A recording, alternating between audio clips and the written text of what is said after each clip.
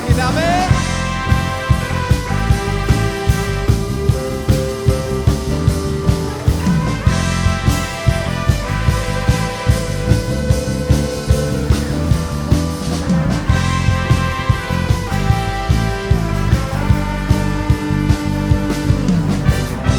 Diberi kuasa dari Raja Mulia, menaklukkan musuh di bawah kakiku.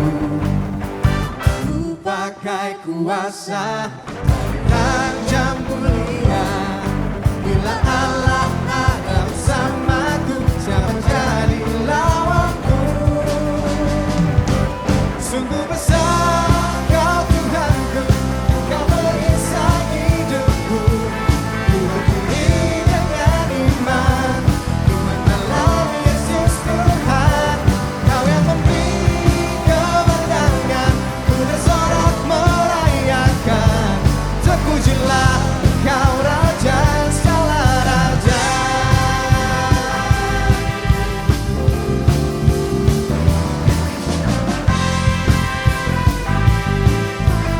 Semuanya katakan. Ku diberi kuasa dari Raja Mulia, menaklukkan musuh di bawah kaki. Katakan ku pakai. Pakai kuasa dari Raja Mulia. Dan bila Allah bersamaku, Siapa jadi lawanku? Bila Allah ada bersamaku, siapa jadi lawanku? Bila Allah ada bersamaku, siapa jadi lawanku? Sungguh besar Kau Tuhanku, Kau perisai hidupku. Ku berdiri dengan iman, iman dalam Yesus Tuhan. Kau yang memberi kemenangan, ku bersorak merayakan. Terpujilah Kau Raja segala raja.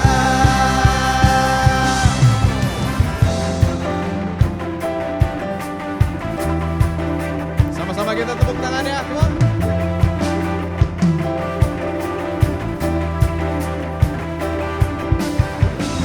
Hanya Yesus yang terbaik dalam kehidupan kita, amin. Nah, karena itu kita sama-sama berikan yang terbaik buat Tuhan kita. Berikan nyanyian yang terbaik bagi Tuhan. Come on.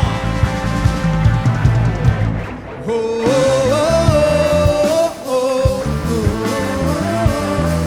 Come on. Oh, oh, oh, oh. Bila Allah ada bersamaku, siapa jadi lawanku? Bila Allah ada bersamaku, siapa jadi lawanku? Bila Allah ada bersamaku, siapa jadi lawanku? Sungguh besar Kau Tuhanku, Kau perisai hidupku. Ku berdiri dengan iman, iman dalam Yesus Tuhan. Kau yang memberi kemenangan, ku bersorak merayakan. Terpujilah Kau Raja segala raja. Semua. Sungguh besar Kau Tuhanku, Engkau perisai hidupku. Ku berdiri dengan iman, iman dalam Yesus Tuhan. Kau yang memberi kemenangan, ku bersorak merayakan. Terpujilah Kau Raja segala raja. Terpujilah, terpujilah Kau Raja segala raja.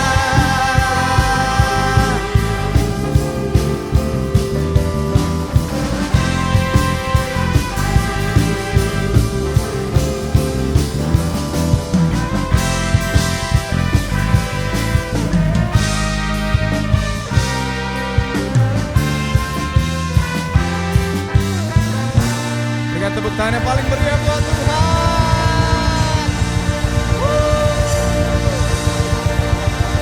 Terima kasih Yesus.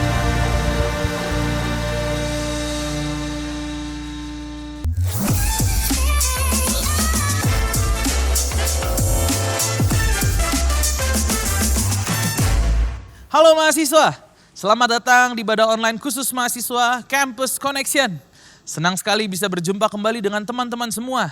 Saya harap kita semua ada di dalam kondisi yang baik, amin. Minggu ini kita masih akan sama-sama membahas satu tema besar kita di bulan ini, yaitu tentang discipleship atau tentang memuridkan. Mari kita siapkan hati kita siapkan catatan kita, karena saya percaya hari ini Roh Kudus akan berbicara secara spesifik untuk setiap kita. Mari sama-sama kita berdoa terlebih dahulu. Tuhan Yesus yang baik, kami mengucap syukur untuk setiap anugerah, untuk setiap berkat yang Tuhan berikan di dalam kehidupan kami.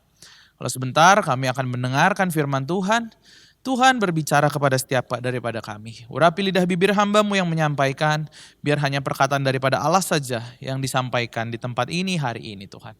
Kami menyerahkan waktu ke depan ke dalam tuntunan-Mu, di dalam nama-Mu kami berdoa. Amin. Seperti yang telah kita ketahui bersama teman-teman, tema besar kita sepanjang 1 bulan ini kita sudah bicara tentang tertanam, kita sudah bicara tentang discipleship, kita sudah sama-sama membahas kalau kita mau bertumbuh, kita harus belajar untuk tertanam. Tertanam itu perlu komitmen. Komitmen untuk tertanam di dalam satu komunitas itulah yang membuat kita bertumbuh. Selain tertanam, kita juga harus bersedia untuk dimuridkan supaya kita bisa sama-sama bertumbuh. Dan tahukah teman-teman, salah satu panggilan Tuhan untuk kita di dunia ini adalah untuk dimuridkan dan juga memuridkan. Panggilan kita orang-orang percaya, aka pengikut Kristus, adalah untuk dimuridkan dan juga memuridkan. Saat sebelum Yesus naik ke surga, kita sama-sama tahu Yesus menyampaikan satu amanat agung kepada para muridnya. Amanat agung menjadi satu kata-kata terakhir yang Tuhan Yesus sampaikan kepada muridnya. Dan ini menjadi satu amanat atau satu perintah yang sangat amat penting. Sama seperti yang namanya wasiat atau pesan terakhir dari seseorang sebelum dia meninggalkan dunia ini. Biasanya isi pesan orang yang bersangkutan itu adalah isi satu pesan yang sangat amat penting.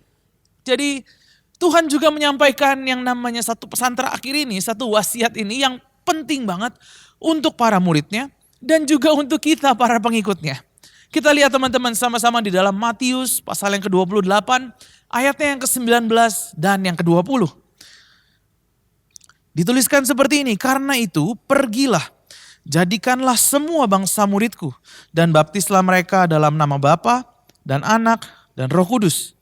Dan ajarlah mereka melakukan segala sesuatu yang telah kuperintahkan kepadamu. Ketahuilah, aku menyertai kamu senantiasa sampai akhir zaman. Apa yang Yesus katakan? Karena itu pergilah, jadikanlah. Dalam bahasa Yunani pergilah di sini disebut sebagai poromai. Yang kalau diartikan lagi ke dalam bahasa Inggris artinya adalah to travel, to depart atau to take a journey. So kalau kita translate atau kalau kita artikan secara praktikal di dalam kehidupan kita, berarti seiring kemanapun kita pergi, seiring kita mengikuti Yesus, seiring kita menjalani kehidupan kita, jadikanlah semua bangsa muridku. Go, make disciples. So teman-teman, panggilan kita, setiap yang percaya sama Tuhan Yesus, kita sebagai murid Kristus adalah untuk memuridkan dan untuk dimuridkan. Mungkin beberapa di antara kita berpikir, oh saya harus pergi keliling dunia ya untuk kita bisa memuridkan. Di sini dibilangnya pergilah sampai ke ujung dunia soalnya Kak. Well, mungkin beberapa di antara kita juga punya kerinduan untuk bisa keliling dunia dan memberitakan kabar baik. Ya, itu adalah hal yang baik teman-teman. Tetapi yang Yesus ajarkan adalah seiring kita menjalani hidup, kita harus memuridkan. Lalu apa sih sebetulnya arti dari disciple itu? Apa sih arti dari seorang murid? Teman-teman, disciple itu lebih dari hanya sekedar anggota gereja. Murid Yesus itu lebih dari hanya sekedar datang ke gereja setiap hari Minggu. Yang namanya murid Kristus, disciple itu lebih dari seseorang yang nempelin stiker disciple atau nempelin stiker Jesus follower di laptop, di mobil atau di handphone atau dimanapun. Yang namanya disciple atau yang namanya murid itu berarti seseorang yang belajar, a learner. Seseorang yang punya kerendahan hati dan mau untuk belajar.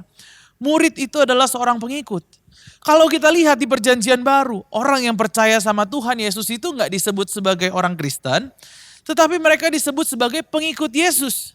Orang yang selalu bersama-sama dengan Yesus.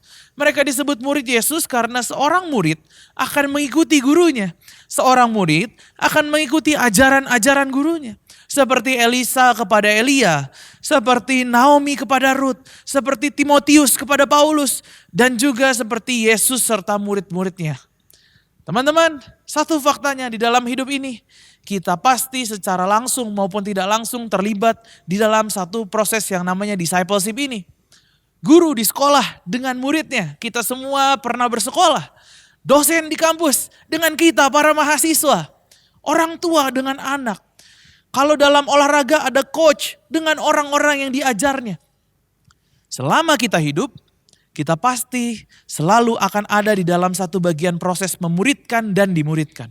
Satu prinsip yang harus kita pahami dulu bareng-bareng nih. Saat kita memuridkan dan saat kita dimuridkan, hari ini tujuannya hanya ada dua hal. Yaitu yang pertama, bicara tentang pengenalan akan Allah. Dan yang kedua, bicara tentang bertumbuh menjadi seperti Kristus. Dengan kita melakukan discipleship, dengan kita masuk di dalam satu pemuridan, kita belajar untuk mengenal pribadi Allah yang kita sembah. Kita semakin dekat dengan Dia, kita semakin mengerti apa yang menjadi kehendaknya, kita semakin tahu Tuhan mau bikin apa di dalam kehidupan kita. Dengan masuk di dalam pemuridan juga membuat kita bertumbuh menjadi semakin serupa dengan Kristus. Mulai dari karakter, perbuatan, tingkah laku, perkataan, sikap hati kita, semuanya kita bertumbuh menjadi mirip dengan Kristus. Gak ada alasan lain dan gak ada tujuan lain dari proses pemuridan ini selain kedua hal tersebut, teman-teman. Nah, tetapi tidak hanya dimuridkan, kita juga harus memuridkan. Kita semua harus memuridkan orang lain. Itu adalah panggilan kita sebagai orang percaya. Bukan hanya panggilannya pendeta, bukan hanya panggilannya penginjil, bukan hanya panggilannya full timer gereja, tetapi semua kita pengikut Kristus, semua kita yang percaya Yesus, kita punya panggilan untuk kita memuridkan. Nah, tetapi kebanyakan orang memilih untuk tidak memuridkan. Biasanya karena hal-hal berikut ini. Kak, saya belum siap. Aduh, saya nggak siap. Aduh, saya nggak tahu banyak tentang Alkitab. Aduh, saya takut sesat. Saya belum ngerti banget tentang Alkitab. Simple, teman-teman. Alasannya karena nggak ready. Alasannya karena nggak siap, karena takut. Takut ditolak, takut dianggap freak sama orang lain. Takut mungkin dicap, kamu masuk soal rohani. Teman-teman, saya mau ajak teman-teman semua untuk berpikir kembali tentang apa sebenarnya memuridkan itu. Memuridkan selalu dibangun berdasarkan perkataan firman Tuhan. Namun caranya tidak hanya sebatas pada Bible study atau studi Alkitab saja. Sesimpel dengan membantu teman kita untuk menerapkan prinsip Alkitab dalam hidup mereka, itu termasuk memuridkan. Saat kamu punya teman di kampus, teman kamu punya masalah dengan akademis mereka, kita bisa berkata pada mereka, ini loh janji Tuhan buat kuliahmu, kamu yakinlah sama kuliahmu, ini caranya untuk kita bisa memuliakan Tuhan dalam perkuliahan kita. Prinsipnya kita bisa memuridkan orang lain saat kita sudah berada satu level di depan orang tersebut. Berapa banyak dari kita yang adalah pengikut Kristus dan orang lain tahu kalau kita adalah orang Kristen? Berapa banyak dari kita yang kita rasa kita tahu Alkitab, tapi mungkin belum banyak dan belum detail? Berapa banyak dari kita yang punya pengalaman doa kita dijawab sama Tuhan? Berapa banyak dari kita yang pernah punya kepahitan sama orang, kita pernah sakit hati sama orang, tetapi karena kita mengenal Yesus dan kita menerima kasih-Nya, kita dipulihkan dan kita memilih untuk mengampuni orang tersebut? Teman-teman, bisakah kita memuridkan dengan kesaksian-kesaksian hidup kita seperti itu? Saat Tuhan sudah menyuruh kita untuk memuridkan, Tuhan sudah mempersiapkan dan memperlengkapi kita juga. Kita punya experience bersama dengan Tuhan, kita tahu firman Tuhan, dan itu adalah waktu untuk kita untuk memuridkan. Tuhan juga sudah menaruhkan orang-orang di sekitar kita untuk kita muridkan. Tuhan menaruh mereka di sekitar kita untuk kita bawa mereka mengenal Kristus. Hal yang selanjutnya teman-teman, saya gak butuh orang lain. Alasan-alasan yang selanjutnya ini, saya gak perlu orang lain. Saya gak mau memuridkan karena ya gak penting lah. Saya merasa ini gak butuh lah, gak perlu. Mereka gak melihat sesuatu hal yang menguntungkan dari hal tersebut. Saya gak butuh orang lain untuk kasih tahu gimana saya hidup. Saya gak butuh orang lain untuk melakukan segala sesuatunya. Saya bisa sendiri. Talenta dan bakat saya cukup untuk saya melakukannya sendiri. Tetapi faktanya teman-teman, semakin kita menjadi sangat baik di dalam satu hal, semakin kita perlu orang yang lebih spesialis atau lebih ahli lagi atau lebih jago lagi untuk membantu kita. Katakanlah sebagai seorang atlet, mau sejago apapun dia, mau sehebat apapun dia tetap perlu coach atau pelatih untuk membantunya. Pelatihnya mungkin gak sejago atlet tersebut saat bertanding, tetapi pelatihnya memiliki pengalaman yang lebih banyak, memiliki strategi yang lebih baik, bisa memikirkan satu strategi yang baik, dan bisa melihat perkembangan sang atlet dari waktu ke waktu. Kita gak bisa menilai diri kita sendiri dengan baik, jadi kita perlu juga bantuan orang lain untuk menilai kehidupan kita. Saat saya menjalankan bisnis saya nggak bisa mengandalkan kekuatan dan kehebatan saya sendiri. Saya butuh mentor yang lebih berpengalaman dari saya, yang lebih jago dari saya untuk bisa mengajar dan membimbing saya. Dalam kehidupan kerohanian pun demikian. Saya perlu mentor, saya perlu orang tua rohani yang bisa terus membantu saya perlu mereka yang bisa menjaga dan memuridkan saya supaya saya bisa semakin bertumbuh, semakin serupa dengan Kristus. Karena itu gereja kita pun memiliki komunitas-komunitas kecil di mana kita bisa saling memperhatikan dan saling membangun satu sama lain. Satu kali saat saya kumpul bersama teman-teman saya di gereja, kami sedang duduk bersama dan kami sedang ngobrol. Salah satu teman saya berkata seperti ini, guys, sadar gak? Tuhan udah bawa kita sampai sejauh mana di tahun ini? Dan dari satu trigger kalimat tersebut, satu perkataan itu, kami semua merenungkan dan amazed sama pekerjaan Tuhan dalam kehidupan kami. Saya pribadi bisa melihat perkembangan kami semua yang ada di grup ini selama 1 tahun. Kami benar-benar jadi pribadi yang semakin berbeda, tentunya semakin baik, semakin bertumbuh bersama di dalam Tuhan. Dan hal itu mustahil terjadi kalau kami tidak memberikan diri kami untuk memuridkan dan dimuridkan. So guys, you are called to make a disciple. Tuhan memakai kita untuk memuridkan satu sama lain. Itu adalah hal yang indah di dalam hidup kita. Setiap kita perlu sosok Paulus dalam hidup kita, sosok guru, sosok mentor yang bisa memuridkan kita. Tetapi di sisi lain kita juga membutuhkan sosok Timotius, yaitu seorang murid di mana kita bisa mengajar, di mana kita bisa menabur, kita bisa memuridkan dia. Kita dipanggil juga untuk memuridkan. Kenyataannya tetapi hal ini gak banyak terjadi di dunia kita saat ini teman-teman. Dan menurut saya ada sedikit pemahaman yang perlu diluruskan di sini. Banyak orang Kristen mengira pemuridan ini adalah sesuatu yang terjadi hanya di gereja dan dilakukan hanya melalui pelajaran Alkitab. Ya, pelajaran Alkitab adalah memang bagian dari pemuridan. Tetapi ada satu hal yang lebih daripada itu. Hari ini saya mau coba sampaikan ini dengan sangat sederhana. Hal ini dimulai dengan kita memperkenalkan Kristus dan membantu orang lain untuk menjadi seperti Kristus. 2 hal yang bisa kita lakukan teman-teman di dalam proses pemuridan. Yang pertama, melalui teladan. By example. Ini yang dikatakan Paulus di dalam Filipi 3 ayat yang ke-17. Saudara-saudara, ikutilah teladanku dan perhatikanlah mereka yang hidup sama seperti kami yang menjadi teladan bagimu. Waktu saya dan istri saya bersiap untuk masuk di dalam persiapan pernikahan kami sama seperti pasangan-pasangan baru lainnya yang mulai bertanya dan mencari tahu bagaimana pernikahan itu dan lain sebagainya. Kami memiliki sepasang mentor rohani juga yang mana kami bisa bertanya, kami bisa tukar pikiran dan kami juga bisa belajar dari pernikahan mereka. Kami belajar dan mempersiapkan banyak hal melalui obrolan-obrolan yang ada dan hasil pengamatan kami terhadap pernikahan mereka gitu. Mereka bukan orang yang sempurna, tetapi ketika mereka dekat dengan Tuhan, kehidupan mereka sendiri menjadi teladan bagi saya dan istri saya yang pada saat itu kita sedang mempersiapkan pernikahan. Hari ini saya juga mau mengajak teman-teman untuk sama-sama kita lihat satu tulisan yang menarik dari Paulus dalam suratnya kepada jemaat Korintus yang tertulis di dalam 1 Korintus 11 ayatnya yang pertama. Dikatakan seperti ini teman-teman, ikutilah teladanku sama seperti aku juga mengikuti teladan Kristus. Kalau kamu gak tahu cara memuridkan seseorang, jadilah teladan yang baik dan biarkan mereka memperhatikan kita. Kalau kita nggak memberikan teladan yang baik, orang-orang akan tetap melihat kehidupan kita dan menirunya. Gitu. Ketika kita bergaul sama orang yang ngomongnya kebun binatang, ya akan dengan mudah kita juga untuk mengeluarkan kata-kata tersebut. Kalau kita ada di sekitar orang yang terbiasa untuk memaki-maki, ya nggak heran kalau kita jadi gampang juga untuk buat memaki orang. Gitu. Oleh karena itu, Dalam satu proses discipleship, berikanlah teladan yang baik melalui tindakan kita, melalui perkataan kita, melalui pemikiran-pemikiran kita. Sesimpel kalau kita lagi di kampus misal, kita bisa menjadi teladan bagi teman-teman kita dengan gak pernah bolos, dengan gak pernah titip absen, dengan gak nyontek, dengan gak ngomong kasar, dan sebagainya. Itu sudah menjadi satu teladan yang baik. Itulah proses discipleship di situ teman-teman. Discipleship by example, dengan memberikan satu teladan. Nanti satu hari ketika kita berkeluarga, tentu kita juga mau melihat anak kita mencontoh hal yang baik dari orang tuanya, bukan? Rasanya gak ada orang tua yang ingin anaknya mencontoh jadi penjahat atau jadi penipu. Tuhan percayakan orang-orang di sekeliling kita dengan satu maksud dan tujuan. Gak ada yang kebetulan teman-teman. Kalau Tuhan taruh orang untuk kamu muridkan, you can do this. Tuhan yang akan kasih kekuatan itu. Bingung gimana caranya kak? Bingung gimana mulainya?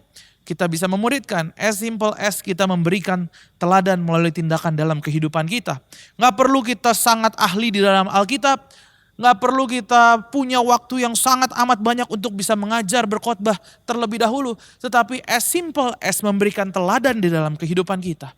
As we become more like Christ, we can make disciples by our example. Berikan teladan di dalam kehidupanmu. Hal yang kedua teman-teman, dengan perkataan, dengan our words. Kalau yang pertama tadi kita bicara dengan teladan, apa yang kita lakukan. Yang kedua yaitu dengan perkataan kita. Tertulis di dalam Ulangan pasal yang ketiga ayat yang ke-28. Dikatakan seperti ini, berilah perintah kepada Yosua serta kuatkan dan teguhkanlah hatinya. Sebab dialah yang akan menyeberang di depan bangsa ini dan dialah yang akan memimpin mereka.